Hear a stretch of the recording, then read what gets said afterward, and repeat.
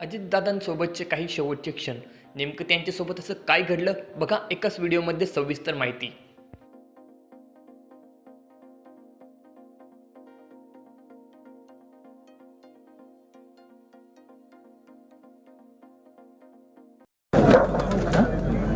हां, मी स्वतः बघितलं. आम्हीच ॲम्ब्युलन्स नाही केली, कव्हर केलं.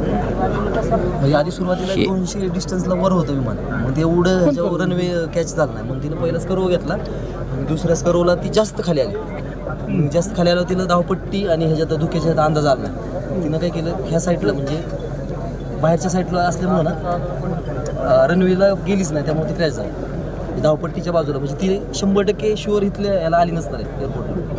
त्यामुळं धावपट्टी आणि बाजूचा इतर एअरपोर्टच्या धावपट्टीवर आलीच नव्हतं विमान. धावपट्टी पलीकडे 50 मीटर पलीकडे राहिली.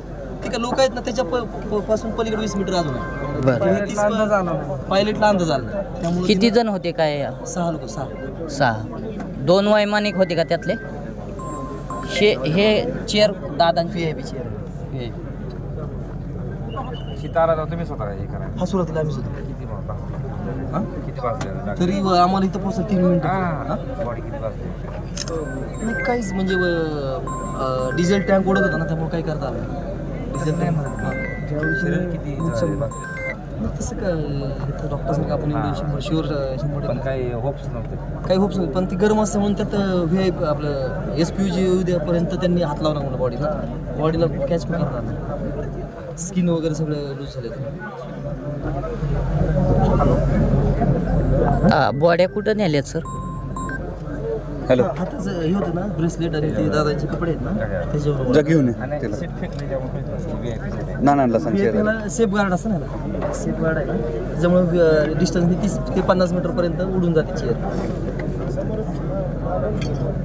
इथे इथे इथे या इथे थोडं रक्त नॉर्मली झाली काय कपड्या जसं आहे ना तसंच.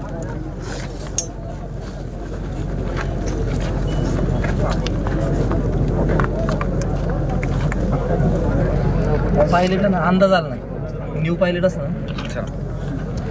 अजितदादांसोबत नेमकं काय घडलं याबद्दल तर आपण ही माहिती घेतलीच, परंतु त्यांच्यासोबत हे नेमकं कशामुळे घडलं आणि विमानाचा जो अपघात आहे तो का झाला यासाठी एक टीम आहे ती दिल्ली येथून रवाना झालेली आहेत आणि त्यावरती लवकरच आता जी माहिती समोर येणार आहे. प्लेन क्रॅश कशामुळे झालं त्याची सुद्धा माहिती आपल्याला कळणार आहे. परंतु तरी काहीही कळलं तरी गेलेला जीव हा परत आणला जाऊ शकत नाही.